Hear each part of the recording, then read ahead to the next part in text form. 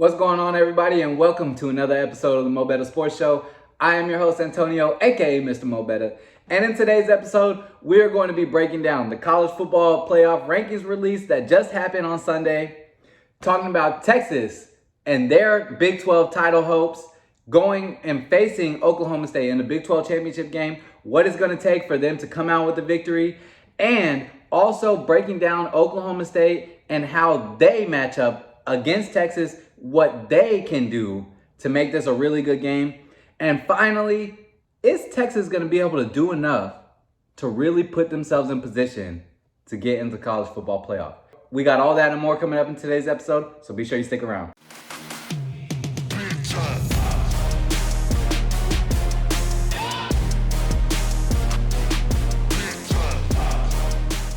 One thing we know for sure, and two things we know for certain at this point, is that the College Football Playoff Selection Committee has no fucking idea what they're looking for in their playoff teams. You got a one-loss Oregon team who has the 67th weakest, not strongest, 67th weakest strength of schedule compared to Texas's 9th strength of schedule. Texas has 3 top 25 wins on their resume, as does Oregon at this point now that they've beaten Oregon State. However, we also have one common opponent, and that common opponent, Oregon, escaped by 8 points, and Texas just went and blew out by 50. What are we doing here? Honestly, what is the debate at this point? Are we going based off eye test? Because on eye test, we beat a team by 50 points that Oregon failed to beat by more than 10. Didn't even beat them by double digits. In eye test, we have the best win across all of college football, period, and arguably the best win in college football in the last couple of years. A 10-point win in Tuscaloosa against Nick Saban, who was previously 52-0 against teams at home in that stadium. Period. In the SEC, non-conference, in conference, don't matter. Ohio State just went and shat on themselves against Michigan. Had every opportunity to win that game. And to be quite honest, neither one of those teams look like they can beat Texas. I'm gonna just call it how it is. Michigan is so one-dimensional. They cannot throw the football. They can't throw the football. J.J. McCarthy is proving that he is not the quarterback everybody thought he was. He's not even a top 10 quarterback right now. Outside of Blake Corum and Donovan Edwards, that offense cannot do shit. Roman Wilson, you got your few minutes of shine after your press conference. Roman Wilson would get locked down by every corner on Texas defense. But when you just look around at overall talent, at balance, at versatility, multiplicity, who can you say in this top 5 outside of Georgia, literally outside of Georgia, is better, clearly a clear-cut better team than the Texas fucking Longhorns right now? And if you're answering this question honestly, you can't say anyone. I'm not convinced that the Pac-12 is as good as everybody thinks that they are. Look at what's happened down the line, man. Look at what's happened. When everybody was going crazy, oh, Pac-12 is the best conference in college football. Look at Pac-12. The UCLA was, 5-1, 6-1. Utah was 6-1, 7-1. Oregon, 7-1. Washington, undefeated. Arizona doing their thing. Now look at these teams, man. The top 3 teams are Oregon, Washington, and Arizona. Utah is 7-4. Oregon State is 8-4. One thing that the committee is making 100% clear is that your strength of schedule, the teams you play, don't mean shit come towards the end of the year. Because there is absolutely no excuse for Texas to be listed behind Oregon or Ohio State. We should be in front of both of those teams. And if we're being completely honest, even if we're taking it by eye test, there's no way you have Florida State in the top 5 anymore without Jordan Travis. There ain't no fucking way. Because he is their lifeline. He was their lifeblood, and he's done for the season. Rodemaker came in and shown. He went 12 of 23 for like 140 something yards. Without Trey Benson and his 3 touchdowns, his 20 carries for 100 and some odd yards, 90 some odd yards, whatever, Florida State loses this game last week. If Texas goes, when Texas goes in and completely mud stomps Oklahoma State in the Big 12 championship, if there is a shred of doubt, if there is any way that Texas gets left out of the top 4, I don't even know what you say about the playoff selection. It's trash. It's bullshit. It's all completely biased. It's completely biased. There's no way you look at these top 5 teams, these top 7 teams right now, and Texas is still your number 7 ranked team in the country. This is 5-6 weeks in a row now we've been ranked in the number 7 and haven't moved, though we continue to get better. Though our defense continues to hold every single opponent, minus Tech, under 100 yards rushing. Though our offense continues to put up 400 yards a game with a backup quarterback for 2 games, still over 400 yards of offense, still winning games. It would be such a stain on the season. And it's nothing that they can do about it, right? They're 15 seconds away from being undefeated. This is what I think people gotta realize. They're 15 seconds and 4 points away from being a 12-0 team, and it's not even being a discussion. And yet somehow, some way, they're finding reasons to keep us locked in our place. Judge it by the eye test if you want to judge it by eye test. Look at what Michigan and Ohio State produced on Saturday. Now, I won't say that the game wasn't great. The defenses for both of those teams are excellent. They're both excellent defenses. The offenses are limited, whether it be by quarterback play or lack of explosiveness on the outside. Ohio State, quarterback. He's not going to be able to bring Ohio State a championship, period. Ohio State is not even playing in the fucking championship game. How the hell are they going to be ranked ahead of Texas? How are you going to rank a team ahead of a team that is in a championship game? Like, it just doesn't make it make sense. Please, make it make fucking sense. That's the only thing that calms my nerves. Yeah, read it and weep, baby. Only thing that calms my nerves. I can't say that, I'm not really overly concerned about it. I'm a little concerned though. I'd be remiss to say I'm not a little concerned because in my opinion, Texas has done everything for the last 6 weeks, everything to solidify their spot in the top 5. You can talk about the close games, the 3-point wins. Washington literally just squeaked by Washington State by 3 fucking points at the end of the game. Every game that has been close for Texas that we've won, whether it be by 3 points, whether it be by 30 points, doesn't matter. We are winning the game every single game. Every game, we're winning. We're in the lead. We don't give the lead up. Washington is in dogfights against subpar teams. Look at their game against Arizona State. Just go look at some of these games, man. Like, if you've been following me at this point, you can trust what I see on the field. What I'm telling y'all I see on the field, week in and week out, comes to fruition. I told you, Texas would beat Texas Tech by 50. I wouldn't be surprised if they put up 50-60. They put up 57. I wouldn't be surprised if they just completely dominated the game in the run game. Didn't even give Texas Tech a chance to breathe. Guess what? 300 yards rushing on the ground. I said Quinn doesn't even need to have a big game. Didn't even throw for 200 yards. I said Texas Tech won't even get into the red zone 3 to 4 times. 2 trips into the red zone. And it's not just this one game, right? You can go back across any of these games. You can go back and look at it. I know what I see on this field. I know what I see on these fields. I know what I see between the lines, man.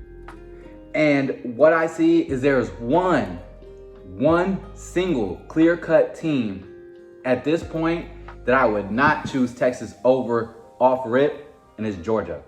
That's it. That's the only one. Georgia is the only team that can run the ball, throw the ball, and completely play shutdown, excellent lockdown defense. And even they have been in scrap fights against some bottom-feeding teams, right? So it's not to say this. It's no indictment. Any given Saturday, anything can happen. It's not an indictment on Georgia. It's not an indictment on any of these teams, and it shouldn't be an indictment on Texas. Texas, for whatever reason, through 15 years of mediocrity, Texas is being held to a higher standard than the rest of these teams. Because the rest of these teams, if they're squeaking by, if Georgia is squeaking by shit teams, if Michigan is squeaking by shit teams, if Ohio State is squeaking by, Washington is squeaking by shit teams, if the team that Oregon and Texas played mutually One wins by 8 and the other wins by 50, and you still say that the one that won by 8 is better than the team that blew you out by 50 is insane. I don't care what point in the season was. Oh, well, it was the first game of the season and nobody knew. I don't care, bro. Bo Nix has played more college football than any quarterback in the history of college fucking football. History of college football. 60 games under his belt. It ain't no, well, it's the beginning of the season. He's done this, man. He does this every single year. He's done this for 5-6 years already. Dan Lanning has solidified his program. He knows what to do in the system. He knows how to win, right? So it's not like they're just going out there and trying to figure shit out. They got a system in place. They've been in this system now for several years. If you want to say, well, it was at the beginning of the season and Oregon only won 38-30. Yeah, well, Texas only won by 10 points in the second week of the season. Only by 10 points in Tuscaloosa. The way they're playing now, you don't think they win by more? They're again a double-digit favorite. Alabama just had to convert on a Hail Mary 4th and 31 to beat a 6-5 fucking Auburn team that got beat 31-7 by New Mexico State. And y'all want to tell me y'all think Alabama deserves to be in over Texas? Bro, people don't watch football. The CFP don't watch football. Casuals don't watch football. The headliners, the main media don't watch football. All they do is they take their script that they're given and they read it and they regurgitate it. Nobody's actually watching football, because if you're watching football, there ain't no fucking way you're telling me that Texas is not a top 4 team. At least minimum top 5.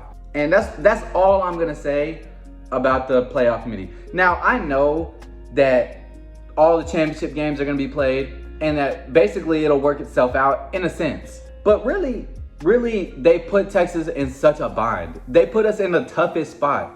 There's no shot in any other season a 12-1 Big 12 championship Texas team does not make it into the playoff. Now we're looking at potentially having a Washington team that, quite frankly, is not very good on defense, even though they looked pretty good at the beginning of the season. They're not very good. Ohio State team that cannot play offense with one of the best receivers to grace college football in Marvin Harrison, Maserati Marv, Travion Henderson, all these guys, and they couldn't even put up 30 points on Michigan. Look at the depth of Texas. That's all I want to say. Look at the depth.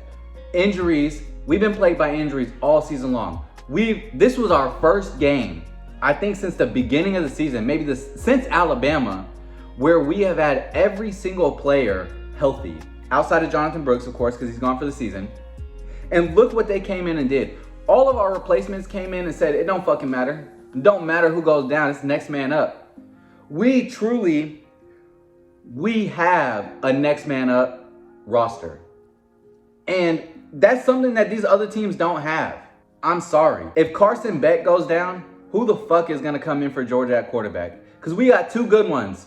Malik Murphy is serviceable, plenty serviceable. I know he makes mistakes, but he has shown he beat Kansas State. He did what he needed to do to beat Kansas State, right? That's a really good football team. In his second start ever, okay? And I understand that he didn't have a great game, but he had a good enough game. He's shown that he can step up, and Texas can still win football games. What happens if Carson Beck goes out? What happens if Ladd McConkey or Rosemy-Jacksaint go out? Or Brock Bowers? Do you think that Georgia has the depth to just say next man up? Maybe. At quarterback, I highly doubt it. Ohio State, we know for fucking sure. Kyle McCord goes down and they're fucked.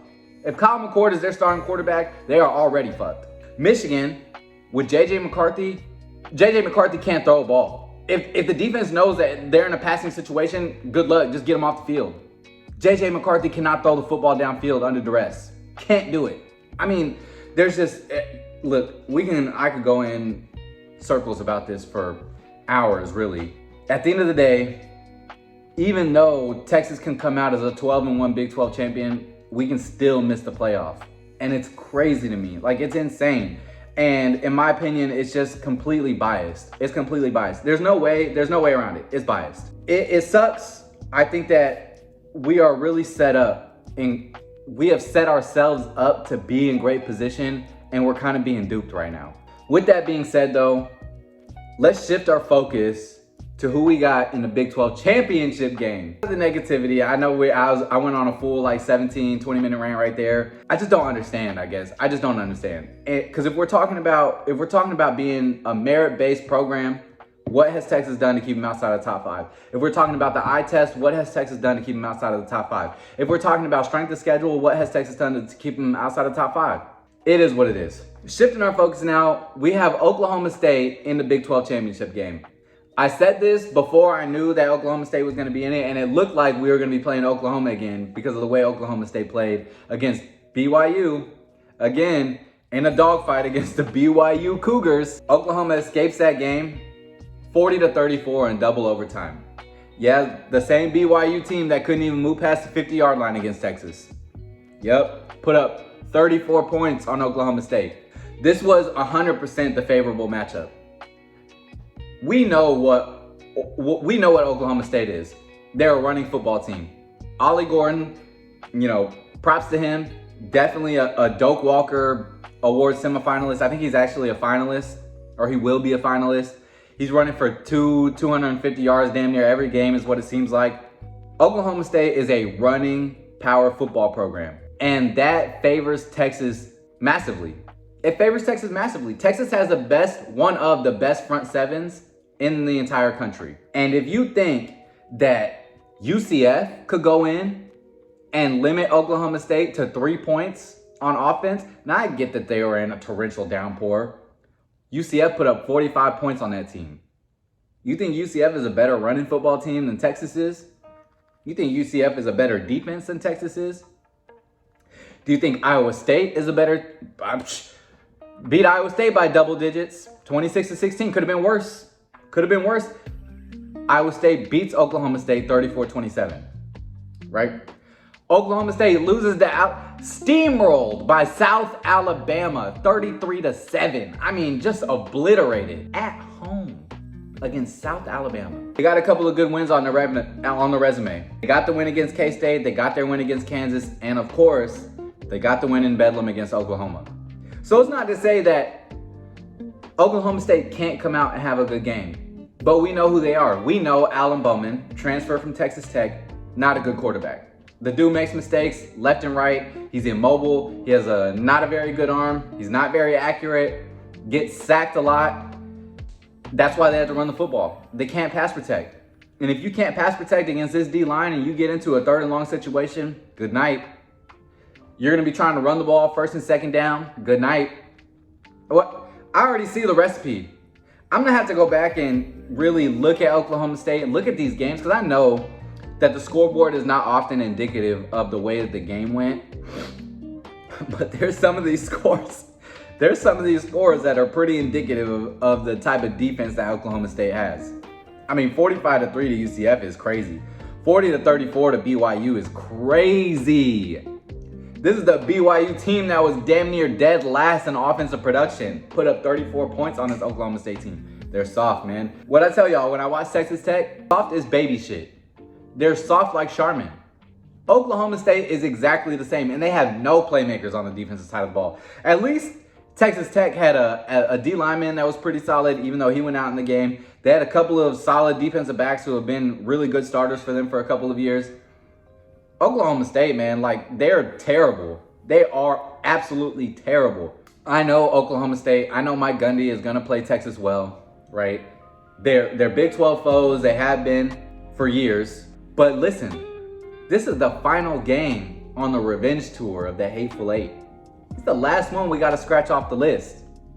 And you don't think that Steve Sarkisian knows that they got to do this in dominant fashion?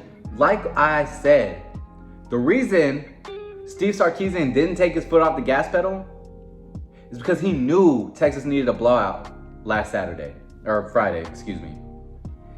Just like he knows 11 a.m. in Arlington, Texas needs to blow this team out and leave no fucking doubt in anyone's mind that this team is a playoff contending team, period. And I don't think really, unless you're just a complete outside hater, you're a casual, you don't watch football, there's nobody who genuinely believes that the teams ahead of Texas would just beat Texas on a neutral field. There's nobody that believes that.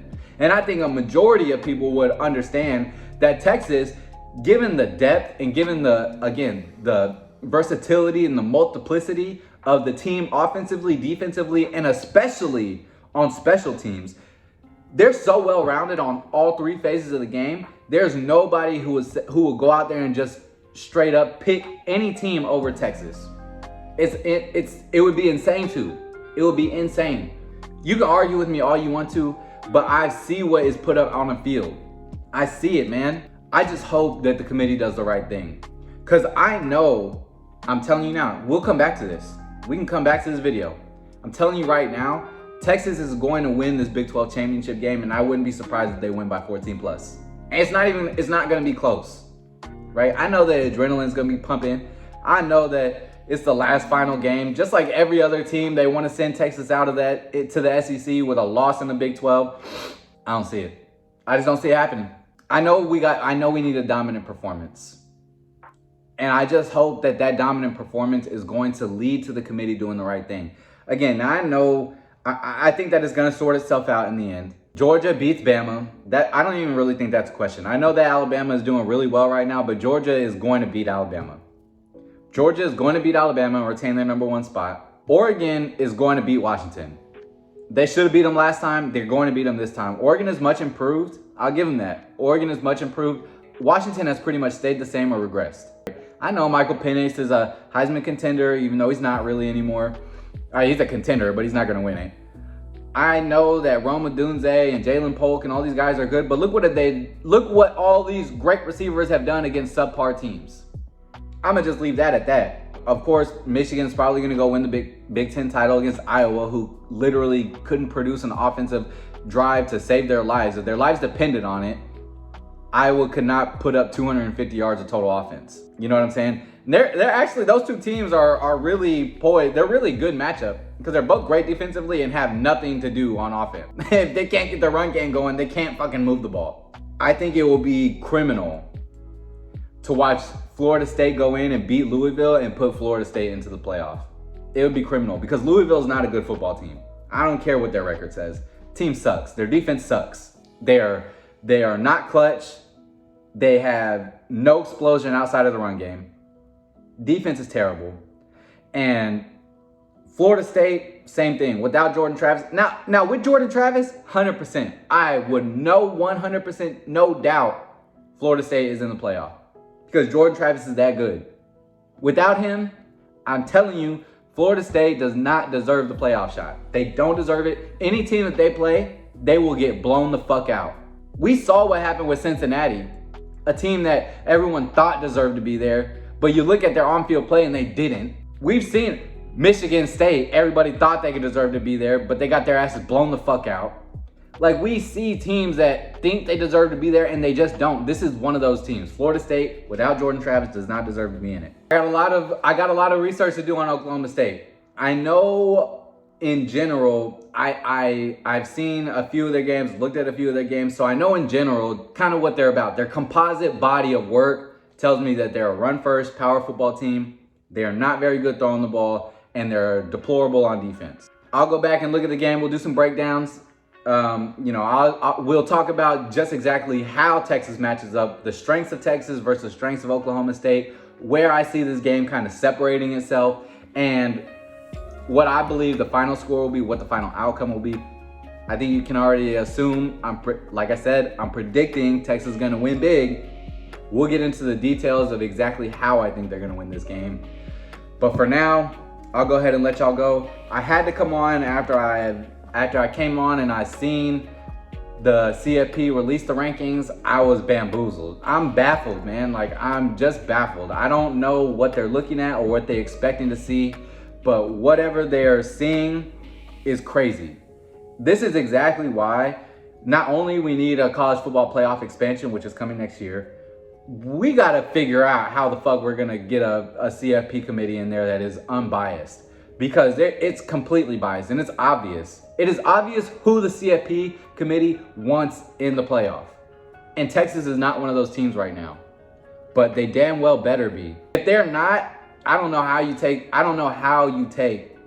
the playoff selection committee serious. Even now, everybody is just beyond themselves with what the rankings came out yesterday. It is what it is. I think Texas will go in and take care of business in the title game. We got a lot to prepare for. We only got one more week. 1 week. Championship football this Saturday, man.